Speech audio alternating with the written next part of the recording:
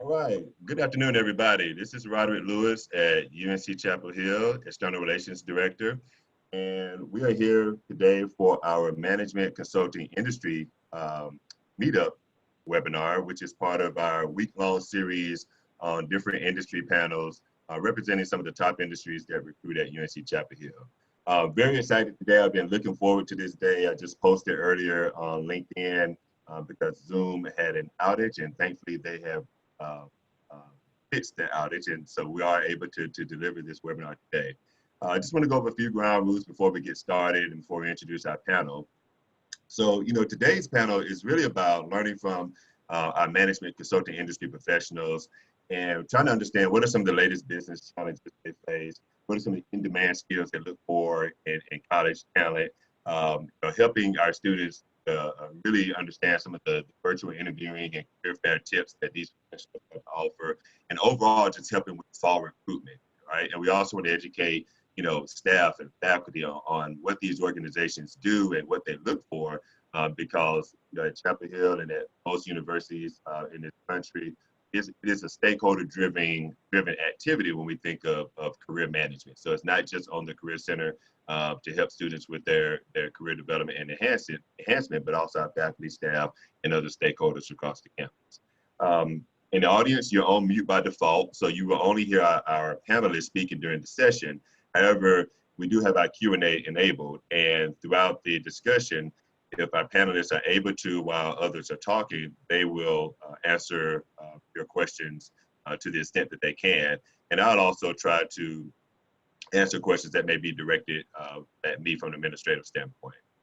I encourage you to take notes. So I always, in these webinars, I am a moderator, but I'm also a learner. And so I'm always looking forward to what these experts and what these content experts have to say as we all learn about their industry. This webinar is being recorded. We'll share the link after this session is ended. You'll be able to review it or view it on demand or share it with any of your colleagues. If you have any problems with that, just shoot me an email and I can send you the link. Finally, as I just alluded to, so Zoom had some technical difficulties this morning that have now been resolved. However, despite that, there's always a potential for technical difficulties. Most of our panelists, including myself, are working remotely, and so that possibility always exists that you can have a technical issue with your internet. So if any of us drop off, we will find a way to get back onto the panel. The discussion will continue, and so we would just keep things moving. So with that being said, I want to introduce my panelists and have them really introduce themselves and talk about the companies that they represent and what they do. And so I'm going to ask them to turn on their videos, and I'm just going to go in order of these professionals that you see on this slide. And then we will launch into the questions that we have prepared and also some questions that we don't have prepared. So if you're able to stay on after 2 o'clock, some of the panelists will be available to continue the discussion for maybe 10 minutes or so. We will end formally at 2 o'clock. And so if you have to leave, there's no problem. You'll still get the recording of anything you missed. So with that, I'm going to open it up to my panelists to introduce themselves and to turn their videos on. And we'll start with Matt. All right, good afternoon. Thank you for having me. My name is Matt Jarvis. I'm a Senior Director with Huron Consulting Group, which is a mid-sized firm. I'm in our healthcare practice, which is our largest practice. And so all of my clients are hospitals, health systems, and large medical groups. Graduated from UNC Chapel Hill with an economics undergrad degree in 2007. Went through the campus recruiting process that you all are gearing up for and joined Huron that way.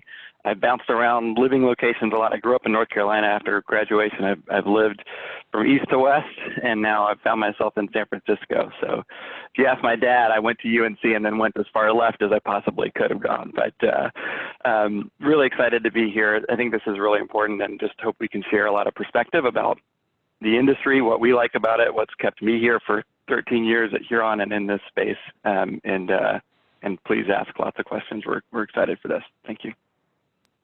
Thank you, Matt. Mateen. Yeah, thanks. Mateen Alanagi. I'm a senior consultant at EY. Graduated from UNC about 4 years ago in 2016, and I'm based out of Charlotte, North Carolina. At EY, I'm in our business consult practice, so a lot of my experience has been around the customer and growth, so helping clients face some of those challenges there. Really happy to be here. Look forward to answering some of your questions, and thanks for organizing this. You're welcome. Boyd. Yep. So great to meet everyone. My name is Boyd Okwanu. I work for a company called Insight Sourcing Group. We are a boutique consulting firm based in Atlanta, Georgia. We focus on procurement consulting. It's applicable across many industries, everything from healthcare, oil and gas, and so on. I went to UNC, University of North Carolina, back in 2010. Had a little bit of a more weird route. I played professional soccer for about 2 years. Been at ISG for about 4 years now. So more than looking forward to meeting all the students here and talking with the panelists. Thank you, Boyd. Last but not least, Maya. Hi, good morning, or afternoon rather. My name is Maya May. I'm a recruiting specialist here at Accenture. I actually joined Accenture out of campus recruiting. I did not go to UNC. I'm not a Tar Heel, but close by, close by. I graduated from Duke University, and funny enough, had not gone to UNC's campus as much until I joined Accenture. So I'm super excited though to be working with you guys on this. I actually went straight into consulting, management consulting for about 7 years, and did work as a talent organization performance consultant out of DC and Boston. I then left the company and worked in some nonprofit space for a while, and came back to the company in this recruiting capacity. So I'm happy to be with you guys to kind of share some of my experience on both sides of the fence, and hopefully give you some tips and tricks and answer your questions. All right, well, thank you. Thank you to all our panelists again for taking the time to be with us today and to educate us about the management consulting industry. I'm just gonna jump right into our questions. And the first question is gonna be for you, Matt. What are the core products and services that your organization is built around? Sure. I mentioned, Huron's sort of a mid-sized firm, so certainly smaller than the Accentures of the world, but a little bit bigger than a boutique firm. We're publicly traded. I think we're around 3,800 consultants now across our different practices.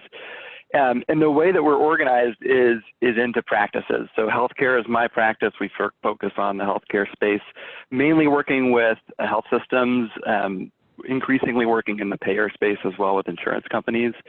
But that's sort of vertically oriented around an industry. We've also got a higher education and life sciences group that does work with universities and pharma companies. And then we've got some groups that are a little more horizontal, so they work in different industries across different verticals. So we've got Insight, which is a strategy-focused firm that we acquired and have kind of built out a strategy firm internally. And then we've got Enterprise Software and Analytics, which is, they do large-scale software, Oracle, Workday, those big enterprise-facing software components that plug into a lot of different places within an organization. So they work in different industries, but healthcare is our largest by far. It's not the only one we're recruiting for this fall, but it is, that's where I live. So a lot of my answers will be a little bit more, geared towards what you can expect in the healthcare side of things, but I'll try to speak as broadly as I can. And I do not have a healthcare background. I think that's important to point out. I did not come in with much healthcare knowledge. I certainly was interested.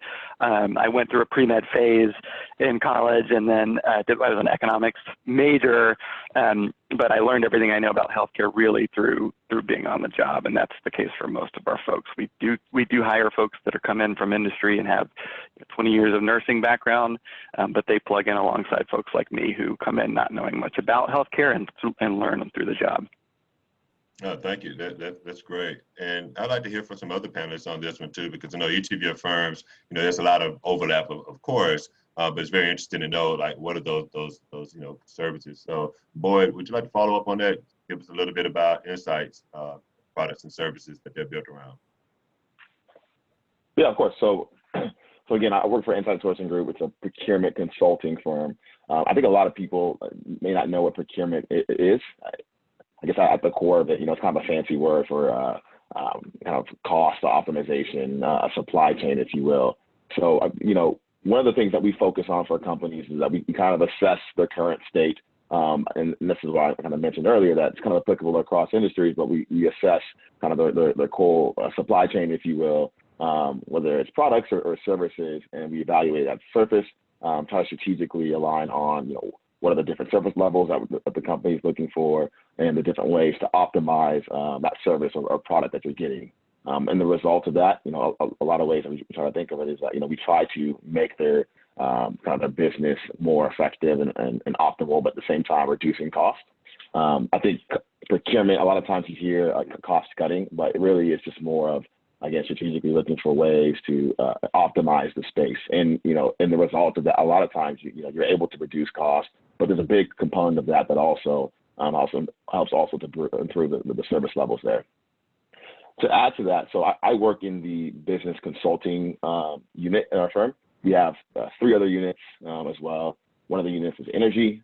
So it's focused on utilization in the energy space. I think there's a little bit more of a stronger skill set that is needed. There's a lot of companies around the country and the world that have this area for them to improve when it comes to utilities and things of that nature. One of the things that we're working on right now is that with one of our clients is that we're building out a solar farm panel right now, and allowing them and many other clients to leverage that solar farm panel to help reduce their utilization and use, and then also improve the sustainability at their companies. The other one is one of our key software companies. It focuses on spend assessment. If you can think of, there's an app that a lot of people use today, where essentially it takes like all of your expenses, and you look at it and it helps identify it. I'm losing track of the name of that app. But essentially it helps with corporate companies look at their spend quickly in real time to see what they're spending, where they're spending it, and who they're spending it with. I think a lot of organizations focus on the revenue and how profitable it can be when it comes in terms of their revenue. And what we like to focus on is the expenditure of the company, so that what that allows you to quickly do is to assess, what your company is spending, and if there's opportunities for you guys to reduce that spend, or align on, what we're spending it and who we're spending it with. The last piece is insight analytics. What it is so for our core business, we focus more on procurement and sourcing events. So what we'll do is that if you're currently using a vendor today, we'll go out to market and assess other vendors and see what, if there's other opportunities for your company to use another strategic partner. Once you've aligned with this partner or this given service, we have a back-end category management company that focuses on making sure that a lot of those savings and the service levels realize and materialize. So what they do is they track it after we have our event. They track it for each company to make sure that it's impacting their bottom line. Okay, thank you.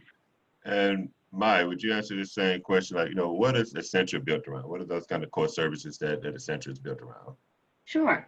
So Accenture, while we don't have core products we service because we go across a number of different industries, we separate into services from the perspective of the services we bring to our clients. So we have Accenture Technology, which is exactly that. That's what powers our business. It really brings innovative, transformative technologies to our companies that we work with, our corporations. And then we have Accenture Interactive, Accenture Strategy and Consulting, Accenture Operations, and then corporate functions. So we're divided into areas in that way. So when people usually join Accenture, they join in one of those service areas, and they bring their talent and their thought leadership into that. And so that's, in a nutshell, that's like the broader structure of our services. We actually just reorged into that. We've always provided the same services, but we just reorganized the company to reflect the best way that we can go to our businesses, because we can actually go and help a client and use all of our services to actually transform their business. And I think before the reorg this past year, it was beginning a little bit cloudy as to how we could do that, but we legitimately can go in with our strategy organization, our strategy service, and prepare an organization for a change that we then come in with our consulting and technology or services to actually deliver that transformation to them. So that's just kind of an example of how usually we work together. Wow, sounds excellent. And Mateen, Ernst & Young. Yeah, sure. Great question. We kind of think about it, similarly through the services that we sell to our clients. We have traditionally what we business consulting, right? So this is your core business components that we advise on. So anything from financing to supply chain to the customer to business transformation, digital experience, customer experience. The second group is more around technology consulting. So how do you enable some of those business components, right? So what are the key data and analytics functions? What are those digital and emerging technologies that we might tap into? Cybersecurity obviously is a big one these days. And then finally, we kind of have a people component to this, right? So what are the right people and how does that organization look like to help our clients navigate kind of this transformative age? So those are kind of the three main buckets we like to think about it. But then obviously across those three buckets, you have key industries we work in. So whether it be power and utilities, whether it's energy, whether it's consumer packaged goods, telecom, all those kind of industries sit across those pillars. And that's kind of how we eventually go to market. Okay, thank you. Well, I feel so much smarter now, seriously. That's very interesting. I didn't know how you focused on these different, practices and services and how you, add value to these organizations. So that's great. My next question, I'm going to start with you, Matt. Want to know, what are the top 3 business challenges or opportunities that are facing your organization right now? Sure. I think one of the things that we're seeing is that within every industry that we work, the challenges our clients are facing are getting more complex, and it's not usually enough for us to just bring one offering to the table.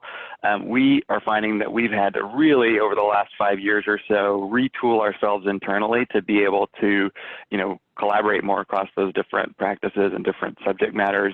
Even within healthcare, we've got folks that focus in different spaces. Some are, at our core, we're management consulting, but we've got healthcare technology experts. We've got folks that maybe have a clinical background. We can't just go and think that we're going to be able to solve a client's problem with one sort of narrow focus. What we're finding is we've really got to collaborate, and that means needing to restructure our offerings. And really, it means we need to listen more carefully to our clients and meet them where they are. So we're not just coming to them and saying, hey, we've got a hammer, have you got any nails? We're really trying to understand their need, and it just means we've got to be more creative in sort of what we're bringing to the table. I think that creates a lot of opportunities, though. Certainly creates opportunities for those who are coming in now and are interested in kind of going deep, maybe getting to know one space really well and developing an expertise in that, but want that flexibility to be able to get outside of that. I think just that level of collaboration means that you may be like me, you come into healthcare, you focus on what we call the revenue cycle space, which is really all about how hospitals bill and collect on revenue, which maybe at first glance sounds boring. I tell you, it's not. It's really fascinating.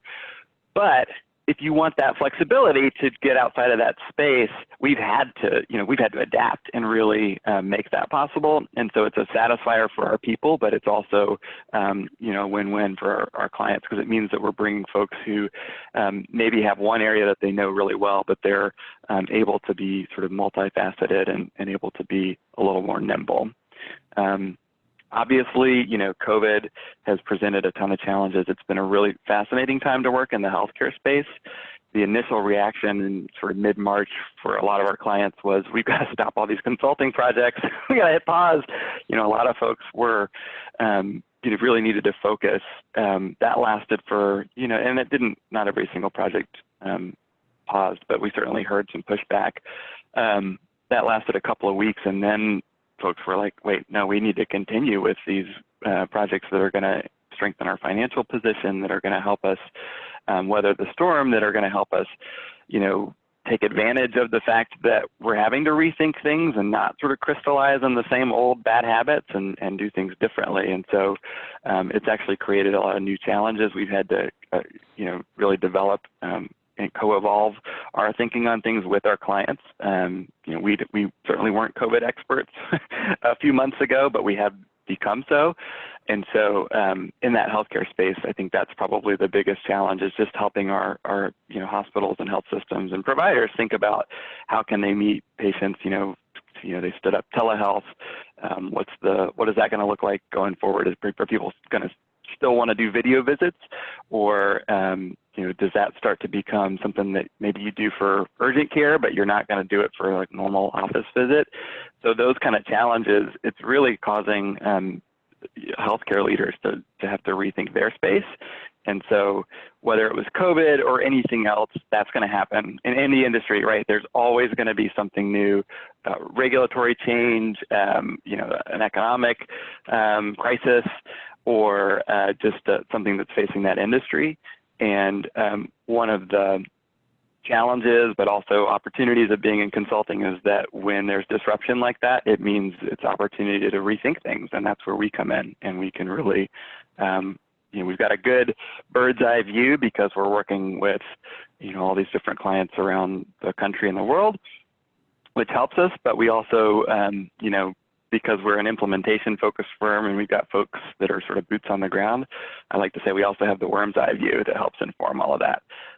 But I'd say, you know, those are kind of the big things that are hitting us right now. And it's an exciting time, and it's certainly a good time to roll up your sleeves and be coming on board. Okay, thank you, Matt. And I'm going to come back to that question, because I think, you know, and let the other panelists get in on that one as well. But I'm going to move forward a little bit. I want to ask Maya this next question. You know, now getting more into, you know, recruitment, because we touched on that earlier. You know, what are some of the majors that, you know, you typically recruit on campus? So what are those typical college majors that Accenture looks for, more particularly, you know, specifically you? Yeah. Well, I have to piggyback on Matt's real quick though. Go ahead, yes. Just because I immediately thought of what the challenges or opportunities were, and they were all opportunities, at least on our side. And what you did, Matt, was kind of illuminate exactly some of the ones that I was thinking of. I mean, first and foremost, that is top of mind is just the idea that we, as a company, I know organization, we've been digging deep on the racial equity piece of things. When we talk about disruption across all levels of society, we know that that's been recent, and we've been digging in from an internal and an external perspective, and just really thinking about racial equity and allyship, and how that looks for our people and for our clients. And so that's one of those areas that I think that is an opportunity for us to really be innovative and think things through in a different way.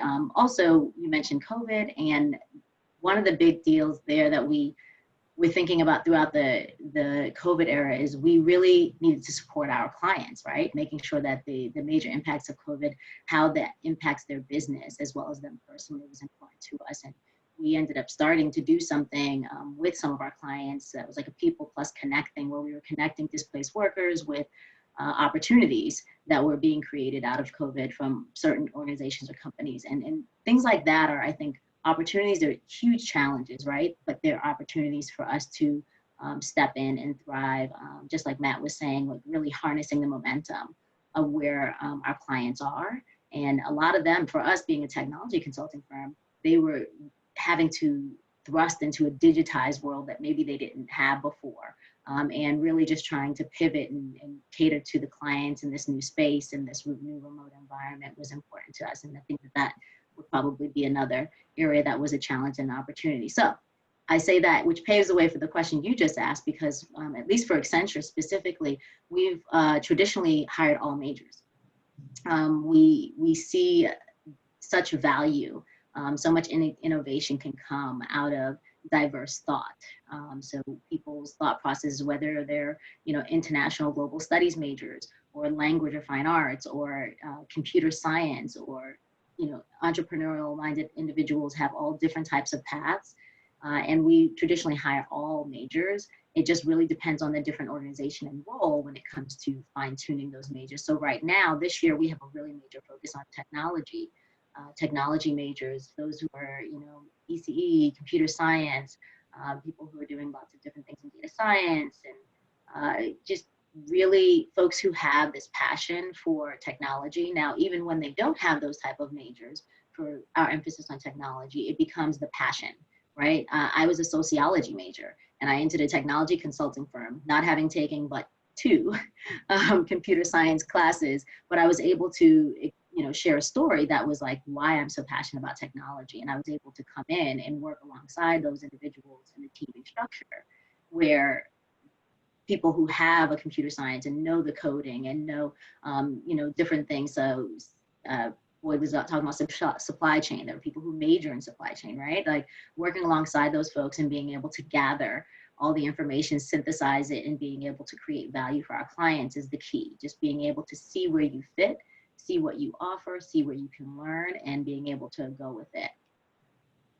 That's excellent. Thank you so much for piggybacking off of that and then giving that context. That's very, very helpful. Boyd, do you want to follow up on Matt as well in terms of some of those business challenges? I was going to come back to it later, but let's go ahead and talk about that now because it does set up the context for that follow-up question. So what are some of those top challenges? Just maybe just one that your company is facing now, or opportunity, and let us know about that. Yeah, and I think Matt and Maya touched on it really well, and I think every panelist on here is probably facing a lot of challenges and really just opportunities and really challenging the way maybe conventional consulting is and trying to be more innovative in that space. I've heard a lot about COVID so far and kind of the opportunities there and challenges. One thing that Maya touched on was kind of the political climate right now, and I do want to touch on that because this is probably our biggest opportunity at the moment. And as you know, with everything that's going on from a political standpoint, she talked about racial equity and inequity. We have kind of a business unit and offering at our firm. It's focused around supply diversity. What you're starting to see now in today's age is that there's a lot of clients, a lot of companies are asking and demanding some form of supply diversity, or in order to work with our clients, so a lot of them are demanding a certain level of diversity spend, if you will, or diversity partnership before you can work with them. We work with a lot of private equity companies and helping them revamp the portfolio companies. And they bring us on board really to kind of go through a lot of their portfolio companies and see if there's opportunities for them to start working with more minority-owned businesses, women-owned businesses, Black-owned businesses. And what we come to find out is that there's a lot of value there, one, from a marketing standpoint for our clients, but also I think the biggest one is the corporate responsibility. I think there's a lot of clients, a lot of companies starting to see that, there's a bigger part and bigger role to play here outside of being a profitable and strong company. And they also want to be a company that's kind of doing the right thing. And it really attracts the right people when they're doing the right thing too. So they brought us on board to really help them enhance that space for them. I think the takeaway for me personally, though, is that as I've been kind of taking the lead of this initiative here at our firm, when it relates to supplier diversity, it's been quite interesting to see that the company, how much of responsibility and capability companies have when it comes to this. There's just so many opportunities, and companies don't realize this, but there's so many opportunities where you can play a role in this space, and how much return on investment that there is. And one of the big things for us is that, I think companies really, clients really appreciate the fact that they're able to do this and, kind of talk about, we're doing the right thing. But I think a big one for us is that, and me personally, is I like to show kind of the return on investment. So how profitable or in particular savings that is striving for the client, so that this is not perceived as more as a lesser, but instead it's just an alternative option when it comes to working with diverse companies. Thank you. Excellent content. Excellent. Mateen, you want to add anything to that before I move on? No, I think, Matt, Maya, Boyd all nailed it. One of the things, our clients' challenges are just becoming a lot more complex, as Matt alluded to. Mm-hmm. And one of the things that we've been, trying to do is not just bring in single focused consultants to help solve those problems. We're looking across the capabilities that we have, and even globally, right? Looking across the resources we have globally and even across service lines. So a lot of the times it might be in a consulting engagement, but given kind of the breadth of our firm, we're able to kind of bring in some techs, SMRs, or people that have experience in that space to help, solve those clients' challenges that might be adjacent to what we might have originally came from. So agreed, it kind of all ties together because that also ties into those skills that we look for, because it's not just purely business focused, right? It goes beyond just what a traditional consultant might be perceived as. So yeah, no, thank you for that. And I was reading something a few weeks back about the business roundtable, and this meeting they held last year, and the new language around what a lot of the world CEOs are talking about in terms of this kind of shift from just shareholder focus to more of a stakeholder focus, right? And so it alludes to everything you just talked about, really bringing in some of these issues that before were just the untouchable issues, right? It's like the government's problem, somebody else's problem, but now you do see more corporate CEOs taking on this role, social responsibility type of role, this more being in the community, because now your stakeholders are demanding it, right? Talk about supply diversity. Well, before it was at the discretion of whatever that employee wanted to do, but now we do have more demand from different stakeholders saying, well, we're not going to do business with you if we don't see this type of diversity, or if we don't see that type of diversity within your organization, then that starts to change things. So we are seeing more of that. And definitely thank each of you for mentioning what your organization is doing around that, or experiencing around that, because that's going to be something that we're going to touch on definitely later, but definitely within this whole series of webinars that we have coming up. So thank you for that. Just to go back to one of the questions that this really sets up a segue for, I want to go back to Maya, to now with given that lens. Now let's talk about these typical majors that you do recruit on campus, but through that lens now, what is it that they're going to be bringing to that table to help with these new types of kind of this new purpose, so to speak, of the organization, right? That's looking at profits, but also looking at other things as well. Right. So I'm trying to understand, the question is about the majors and what can be brought to the table. Yeah, so when you, like you said before, you're a sociology major, and you said before, if someone were only looking at you through that lens, they're going to miss all these other things that you bring to the table because, of your academic background, but also your passion. And so when you're looking at, these types of majors to recruit on campus, I guess the question more is like, what lens are you looking at them now through, based on where your organization is going, right? These different ways that they can support your organization, just beyond the nuts and the bolts, beyond the profit and revenues and all of that, but also some of these other social issues that do impact the business and do impact the types of suppliers that you deal with. How can some of these other majors bring that piece to the table as well? Well, I think it's about creating your story, right? Making sure that you're coming to the table no matter where you're looking at to potentially work in, and understanding exactly what their priorities are, values are, and figuring out where that aligns with you as a person. Because you never want to just kind of go out to get a job just to get a job. You're starting a career, and it's important to recognize, who have you encountered that you're okay working alongside with.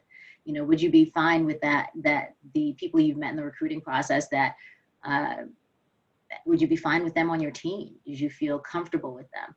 Now that's the first thought process that comes to my mind. And then once you figure out your alignment, figuring out then like, okay, well, what is it that I maybe could beef up in order to be even more attractive to them, like based off of what you see in their website, or the conversations you've had with professionals and the research you've done on Glassdoor, Diversify, et cetera.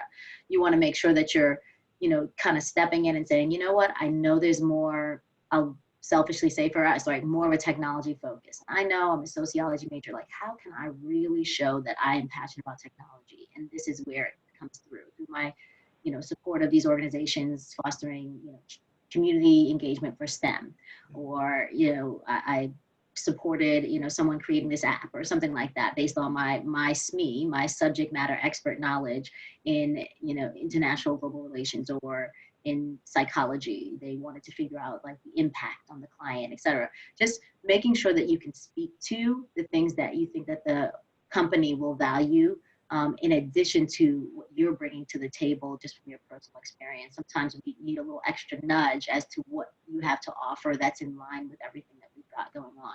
For me, I will say it's a little easier simply because we have so many different industries that we deal with. And, in all these industries, I can look holistically at a person, I feel as if and be able to see, okay, I see why they're interested. But your resumes, your conversations can basically support that by saying, you know, I noticed that, you know, this is the work that we're doing and I'm really intrigued by this because blah, blah, blah, blah. I did this with, you know, my sophomore year and I'd love to hear more about that, et cetera. So just every interaction you have, being able to know where you fit and know why you would want to be in that organization.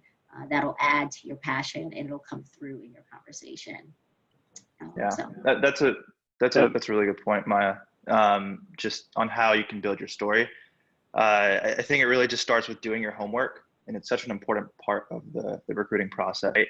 I think if you can focus on just 3 parts, right? Knowing about the industry, and this webinar is kind of a great way to start.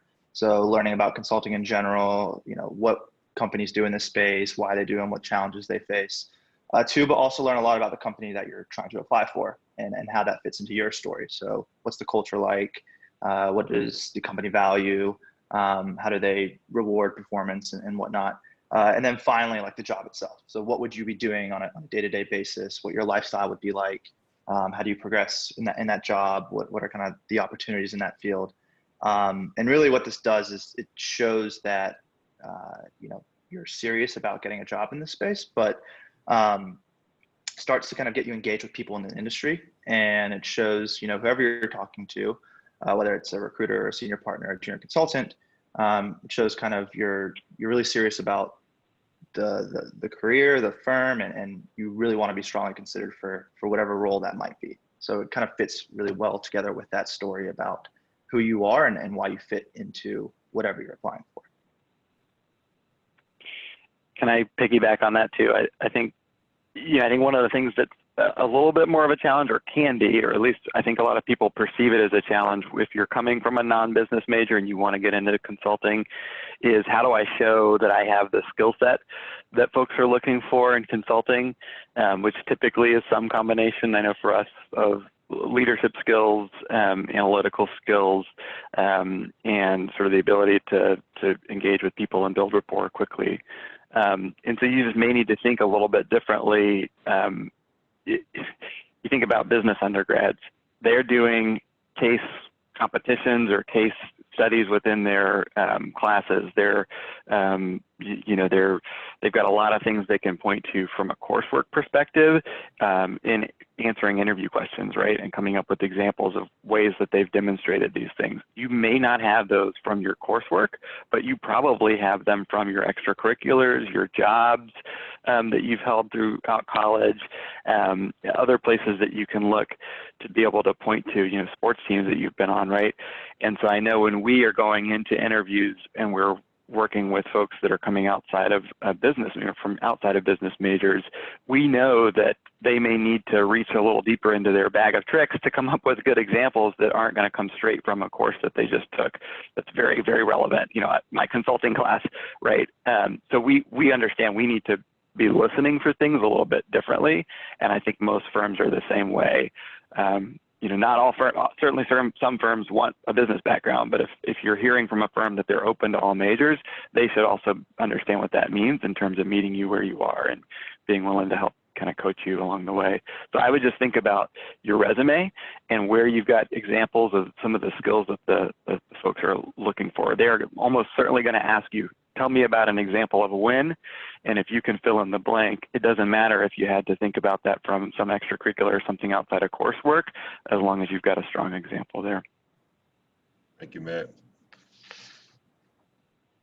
Excellent stuff. So that actually answers another question I was going to ask. So you definitely have already hit that, which is something I wanted us to touch on, you know, during this session. And related to that, you know, now I'll let Boyd take this question. You know, how did your organization recruit, you know, a diverse workforce, but more importantly, also, what are mechanisms you had to retain a diverse workforce?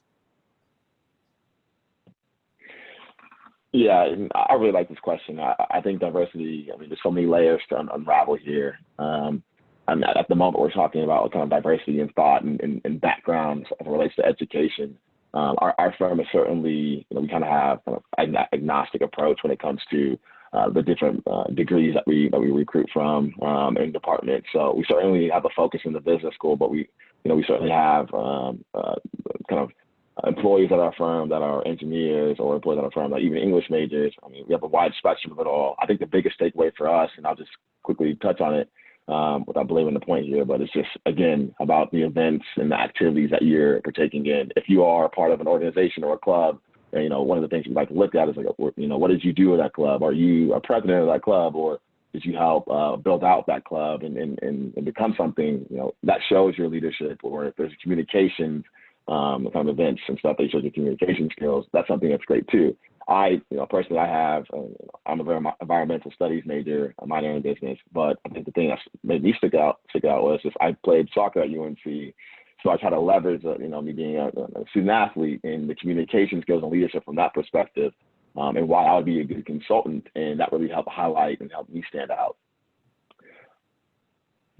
Going on from kind of this diversity layer that we've been talking about, there's also, again, there's many levels of diversity. I've been touching on it quite a bit, kind of theme of my responses, but again, one of the things that we've been touching on and working on at our firm is how can we continue to recruit diverse students when it comes to educational background, different schools, ethnicities, gender as well. And we try to focus on different areas where we recruit. So this is one of the examples of recruiting outside of the business school. We want to engage students who aren't just business majors, because again, a diversity in thought there. We have highlighted up different organizations within have a focus on a different diversity layer, if you will. For example, Carolina Women's in Business. There's also a Black student organization on the main campus as well that we recruit from. So we try to focus on those and highlight those, because we know that they bring a different kind of skill set to the table there. As far as retention,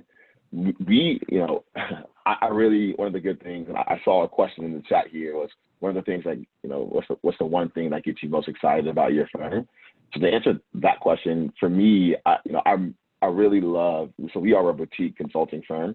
We have about 150 employees, really small relative to other companies on the firm here, on the call here. And one of the things that I loved about it, and the reason why I chose a small feel, was I like the fact that, you are a small team, and you really, it really challenges you in a lot of ways. It requires you to kind of stand up and lead our organization. Our founder and CEO always says this, is that the people that come into our firm are going to be the ones that drive our culture and really drive our firm. There's not any opportunity for you to really hide. So we really encourage people that if you're looking for more of a kind of a standard kind of conventional route, then maybe reconsider coming to Inside Sourcing Group or ISG. But here at ISG, we require you to wear many hats when it comes to as far as recruiting or the actual work that you're doing with your clients. Or asking you to level up really early on as an analyst. Hey, we need you to start presenting really early and building out these analyses.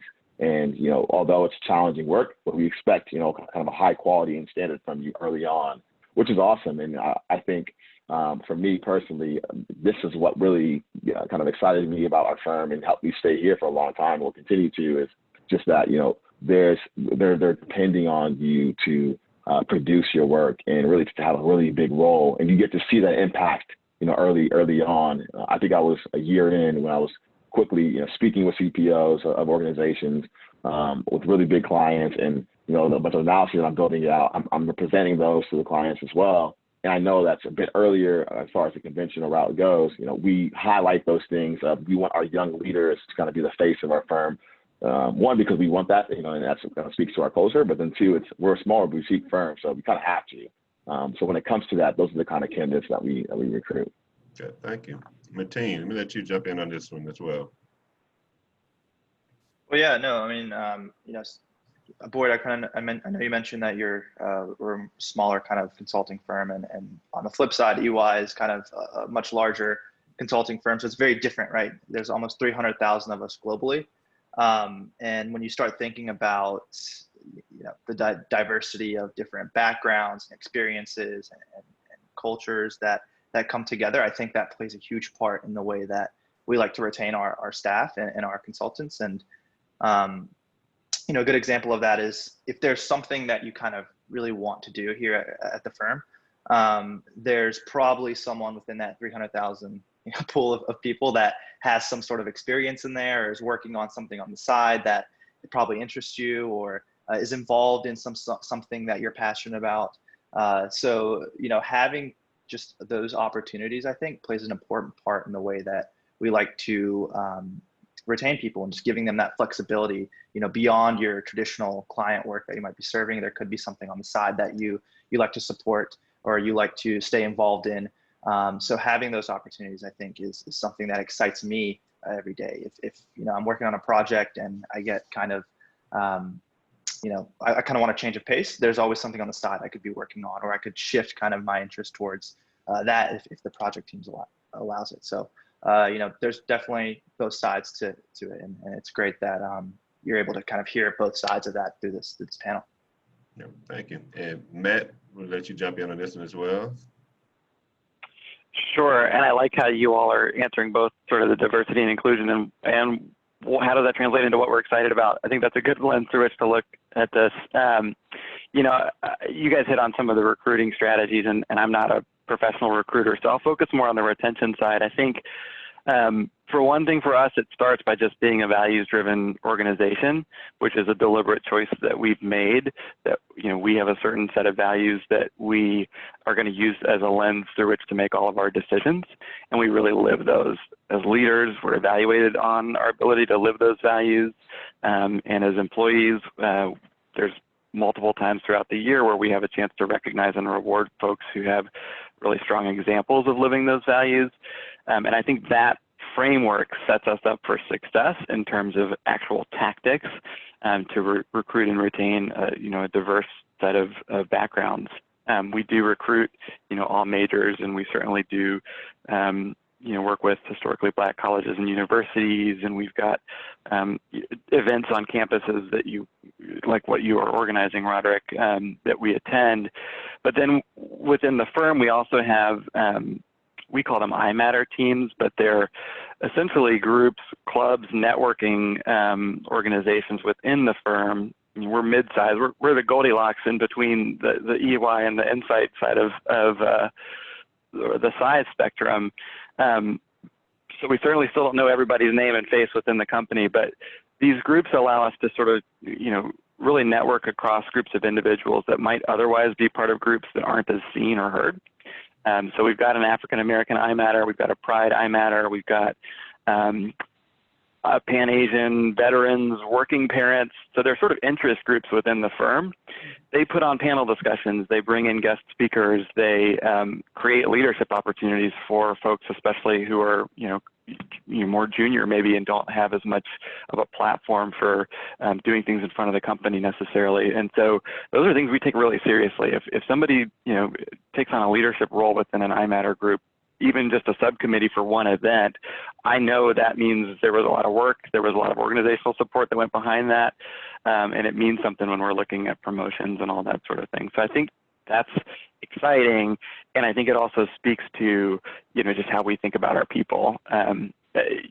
You'll start to learn as you meet more and more people from consulting firms what the culture is like, what the people are like. I really encourage you to try to meet as many people as you can for firms that you're really interested in, because these are going to be your family. I'm assuming we're going to get back onto some sort of a travel schedule that's more robust than it is today when we're all kind of grounded. But, when you're out there on site, week in and week out with folks, they become your family, and it's really important to know that you're going to want to work with those folks. So that's been a big differentiator for me at Huron, is just the quality of people, and the fact that they do come from all walks of life and have a lot of different perspectives to share, and we're not all kind of a monolith.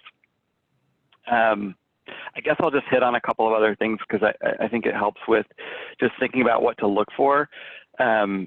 Is some of the other things that I think are exciting. Boyd hit on this idea of like I can take on client interaction really early in my tenure. So that's definitely something to ask about is, consulting means a lot of things to a lot of different firms, and you've already heard some different examples. And even within our firm, there's different models that we use, but understanding what do you mean by management consulting? What does that mean for me? Where do I fit in? I think is really important. And for us, we're an implementation firm by and large. We've got some strategy components, we've got technology consulting, but mostly we're implementing the things that we're recommending, meaning we get to see the results of the work that we're doing, and that does create a lot of those opportunities to be client-facing from day one for our folks. Those were two of the big differentiators for me that meant something when I was going through the process, and frankly have been the things that have kept me, plugged in at Huron for 13 years now and counting. I know I answered like 3 questions in one, but thank you. Thanks for letting me. I told you, I told you, it happens. That's why I like us to we jump around because you got to answer so many questions in the context of your responses. Maya, I know Maya wants to jump in on this question as well because that's what Accenture definitely does a lot in this space. So Maya, I'd love to hear from you. Yeah, no, it's funny. Matt was speaking about the groups that were kind of like the interest groups. For when it comes to retention, that's exactly, we have a number of different, we call them employee resource groups, so ERGs, in the same categories that he was mentioning. I think you'll notice is a theme when companies value diversity and they value their people. And I think that's something to keep looking for when you're talking to folks. The ERGs are really great opportunities to get involved and be surrounded by like-minded people, no matter what the topics are that you guys are discussing or the different activities. But we also do things like summits where there's an annual time where they can come together.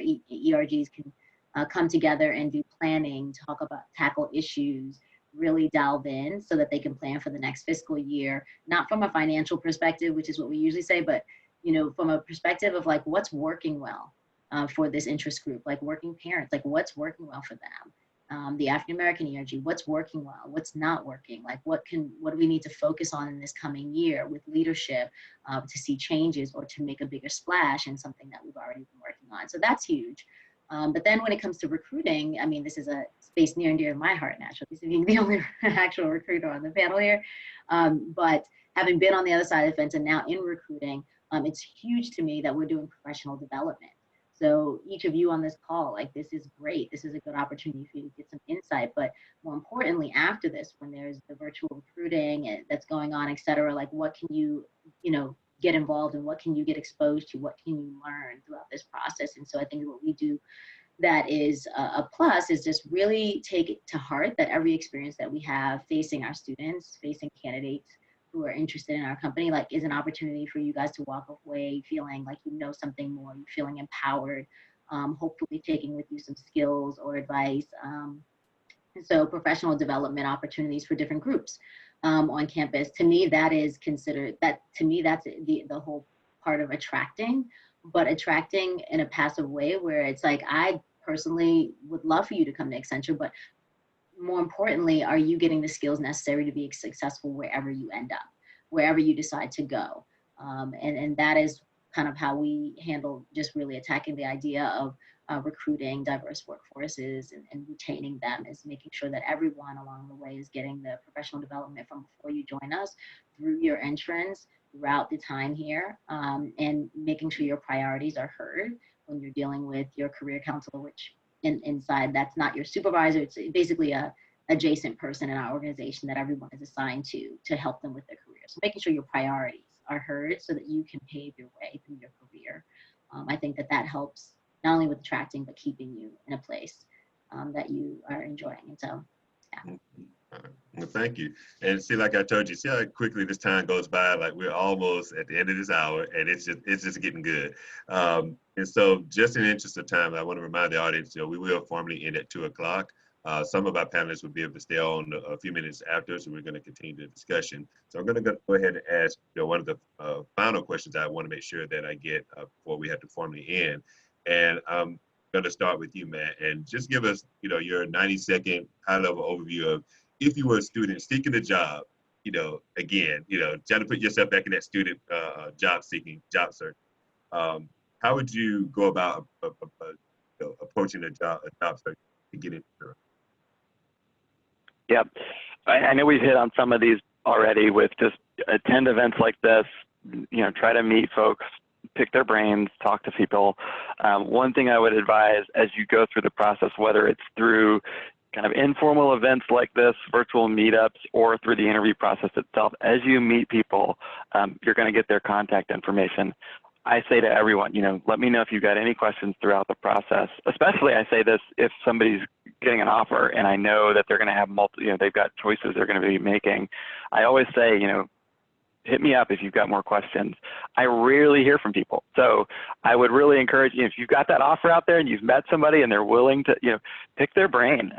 Everybody's going to have a different answer to questions you may have, especially around what's the day-to-day like? What is it like to travel like that much? What is it like to get up and present in front of a client? And so, really try to understand what that life is going to be like as much as you can. The other piece of advice I would give, and we've talked a lot about non-business majors today, so I'll frame this in that context too. There are a lot of resources through UCS that will help you with interview prep. It's most likely with management consulting that you're going to have some combination of behavioral interviews and case interviews, and how you prepare for those and how you show up for those are pretty different. The case interviews, I think in most cases now, we're not trying to trip people up or ask really tricky questions. It's just to see how you think. But I think if you are coming from a non-business background, I know Keenan Flagler preps the heck out of people for those types of interviews. You may have to be a little bit more self-service in seeking out those resources if you're not a business major. So I would really encourage you to do that, because I think the bar today for kind of at least understanding that framework and how to address it is pretty high. And I don't say that to scare anybody, but it's just, you've got to understand that sort of, this is how the interview process works in order to kind of break through and have the conversation that you want to have with the person on the other side of the desk from you, or the Zoom call.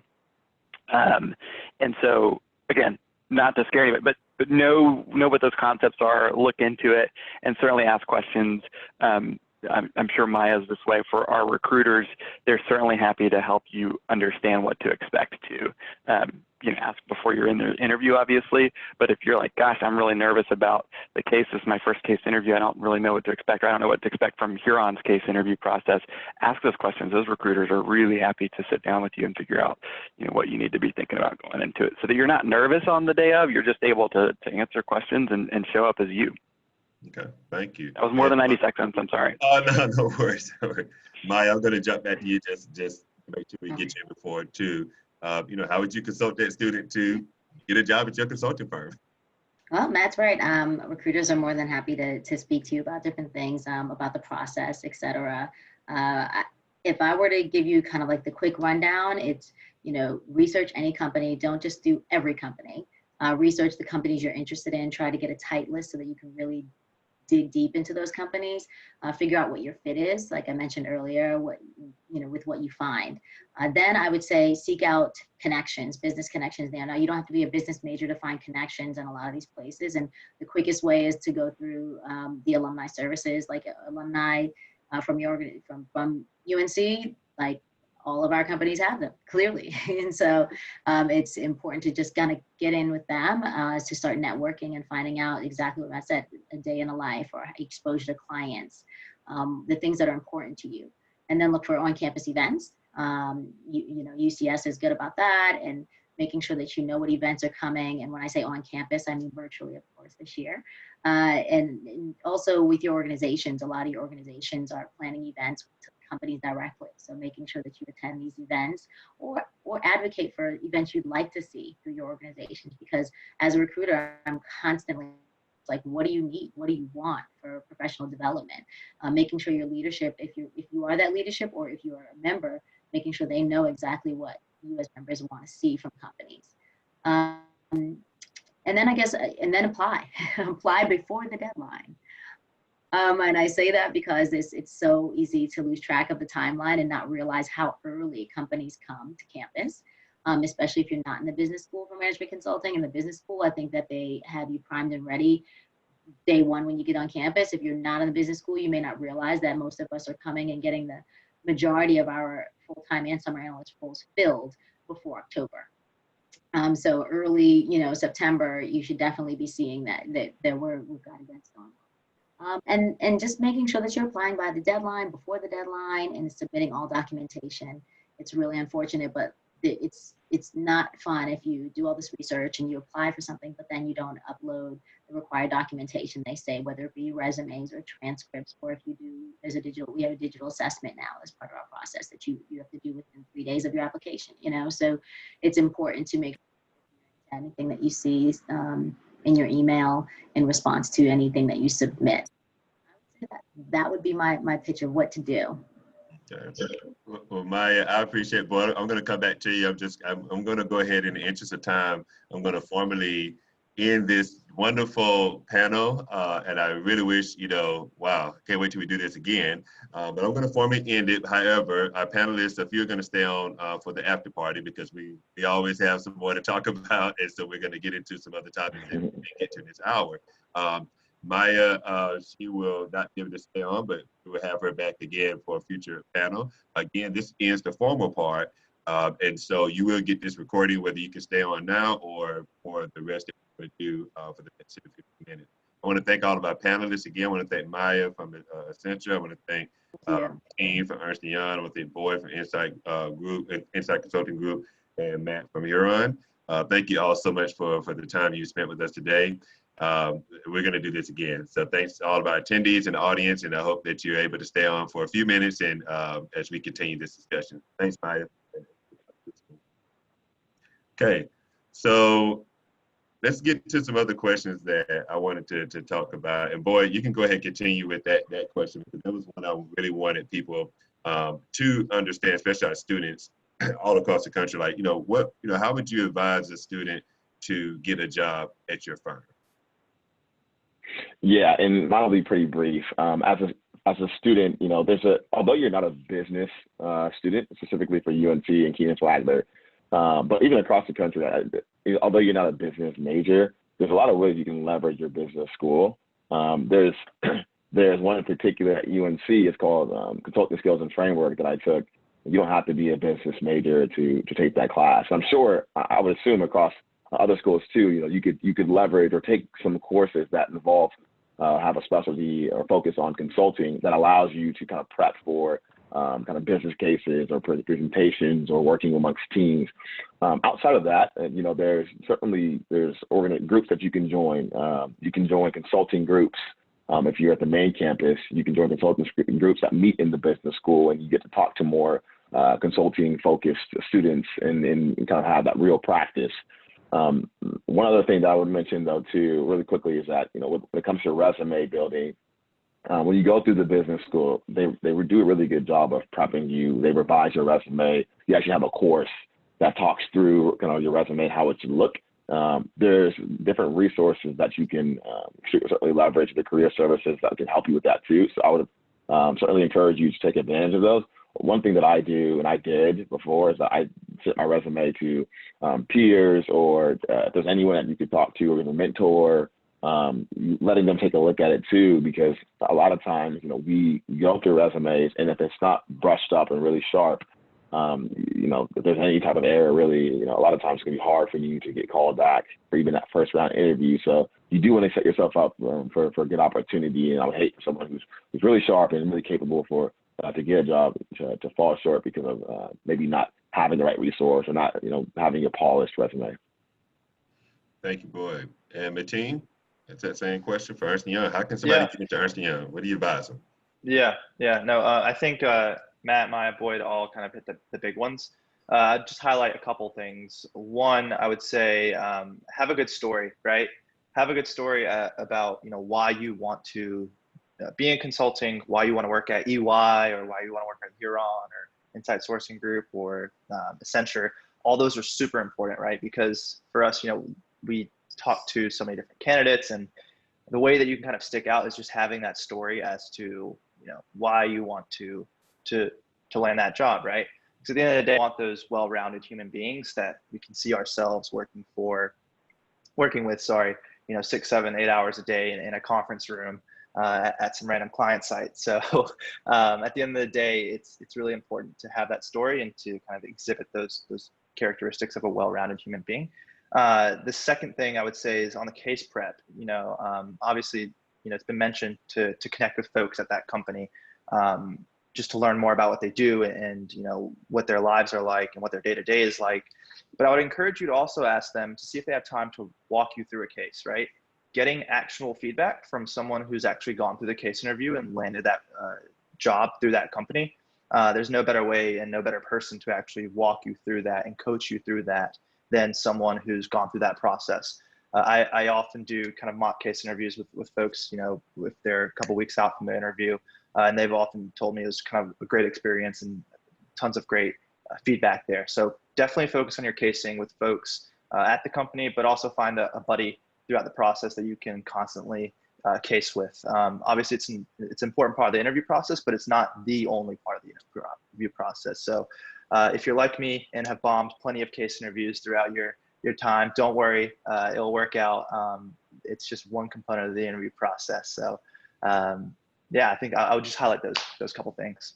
Okay, thank you. And we've got to shout out to Mark Costantino and David Orval, right? For MBA Case in Point, which is David Orval, and then the book by Mark Costantino. He also does the case book as well, which may be that one. I may have misnamed it, but both of those are the heavy hitters in that space.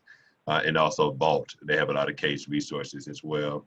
Another question I want to ask while I've got you guys on here, and this is really getting into, you touched on it earlier, Matt, and I think all of you've touched on it in some respects, but I just want to go over it again, just more specific. What are some of those in-demand technical and people skills that are highly valued in the organization? Now, Matt, you talked about, you went through it, but for Boyd, can you give us a little more details as well? Because each of you touched on it. I just want to highlight that again for our audience, like those in-demand technical and people skills that your organization really looks for.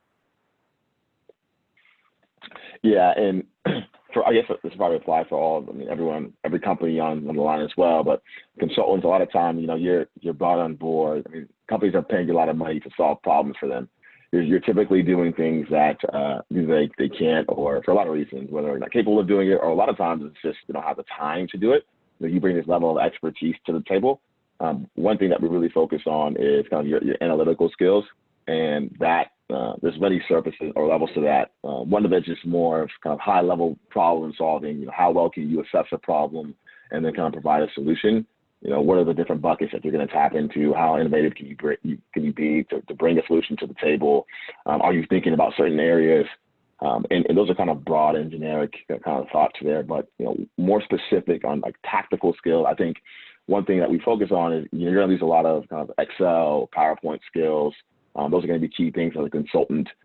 If you're able to, our interviews actually focus on Excel. We use it so much, but if you're able to kind of demonstrate how well you are from an analytical capabilities, whether it's tactical on maybe if you're using more general. So we use kind of Tableau, we use Alteryx. There's a couple other things that we use too, but those are our focus. So Alteryx, Excel, PowerPoint, Tableau.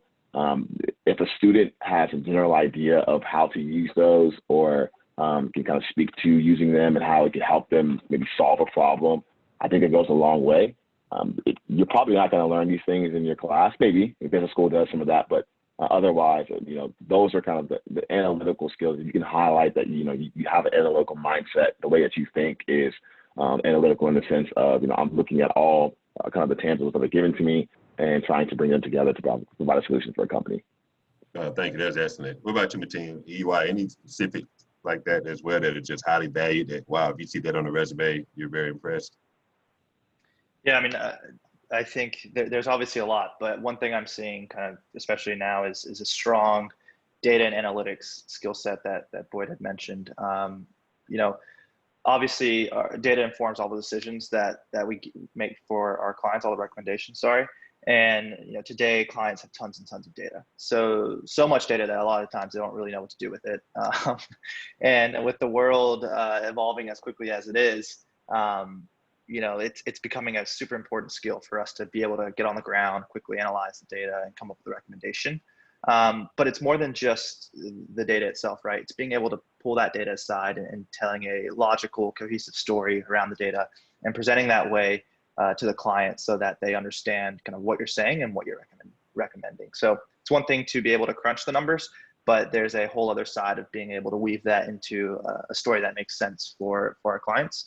And those technical skills that Boyd had mentioned are spot on, right? We look for both the specific skills around manipulating the data, but also those higher level components around telling the story. So just echoing that. Yeah, thank you. Matt, if you got anything to add, I'll give you a chance as well to add before I ask the final question. Sure. I think, Mateen hit on this. It's about, I don't expect everybody to be quants. I don't expect everybody to be, math geniuses, but I want you to be able to tell me about how you've used data to solve a problem, right? How you've used data to tell a story or to identify a solution.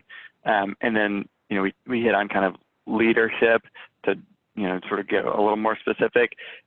We really are looking for change leadership. How have you had a problem that you're facing with a group of people and you've helped sort of lead them through that change? Even if you're leading as a member of the group, how have you helped people navigate through change or solving a problem? And that's more of the people side of things. So that's the kind of blend that I think most consulting you'll find is really looking for is I want to be numbers and data driven in my decision making, but then I need to be able to articulate that to people and then lead them down a path, because that's where honestly, coming up with the solution and crunching the numbers is actually the easy part. Convincing people to change, really putting things in place to measure our people changing, and then, reevaluating and giving people feedback, and that kind of coaching aspect of what we do is the harder part, because people are hard. Yeah. And that's what we get paid the big bucks to do, right? I mean, a lot of our clients know what they need to do, but it's having somebody come in as a team and really help lead them through that is the reason we're engaged in the first place. That is excellent stuff, and really ties back into, why you do what you do as an industry, why clients do seek you out, and how your firms have built the reputation that they've had. And so, this final question I have for each of you before we have to close the party down and shut the doors and turn the lights out, is really, what do you want the audience to take away from this webinar? So I'll start with you, Boyd. What do you want people that are going to hear this recording, people that are still on right now, all of the different stakeholders that have been on here today, from students, staff, faculty, all over the country, what do you want them to take away from the webinar? That you don't need to be a business major to be in consulting. And that's real generic, but I mean, it's really true. I mean, some of the most impressive employee kind of peers in my firm, or even employees of my firm, are not business majors. And I think a lot of students coming into it maybe a little more timid when it comes to the major in applying for consulting, because they don't have a business background.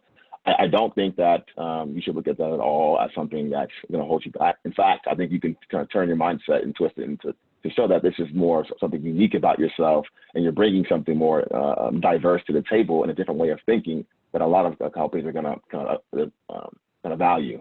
The other thing I would touch on is that when you go through the recruiting process, you have a lot of your homework to do, right? When it comes to doing really well in interviewing, prepping, making sure your resume is sharp, and making sure you prepare for these cases and so on. But I think the other thing is that you got to evaluate whether this is the right fit for you too.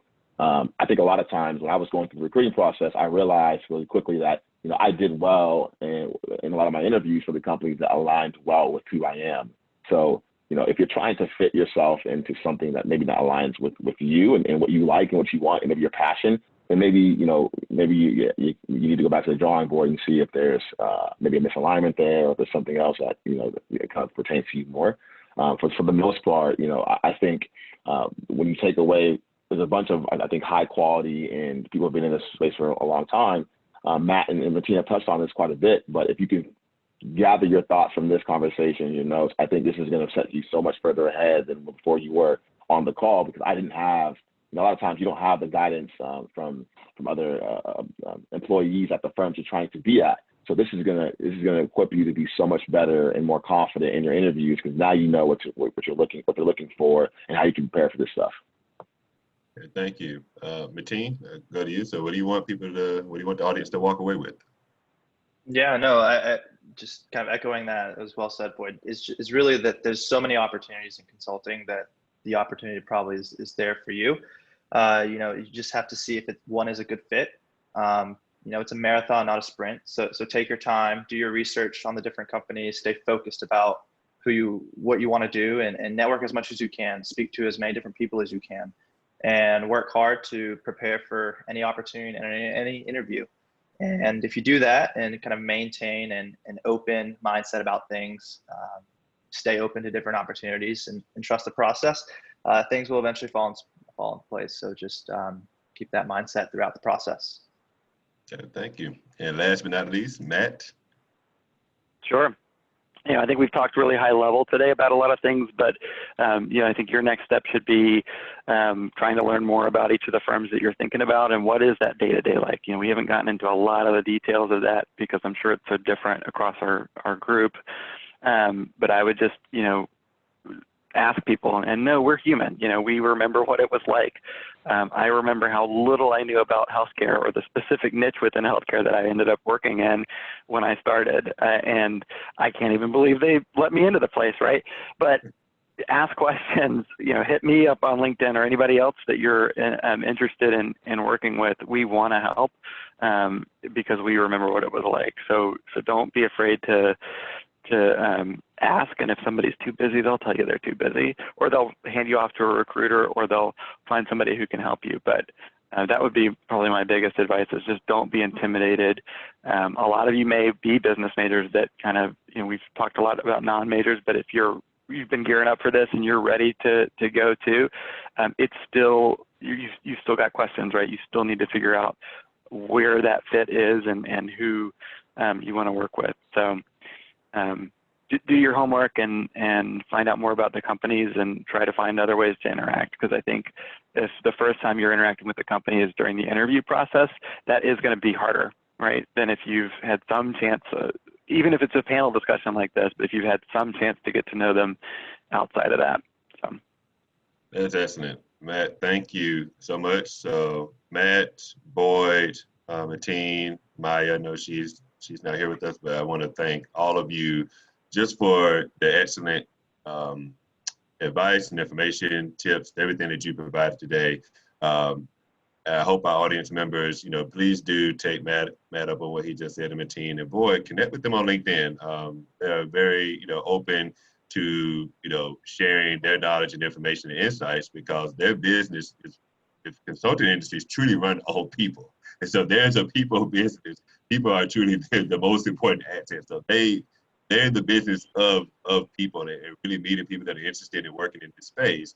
And even if you don't want to particularly work for their particular company, they're happy to just share their knowledge about how do you break into the space, what are the tips and advice. And so just want to thank you all again for the time you spent with us today and really imparting this knowledge. And I'm looking forward to already doing it again. So I think we're going to have a part 2 of this. So more news to come.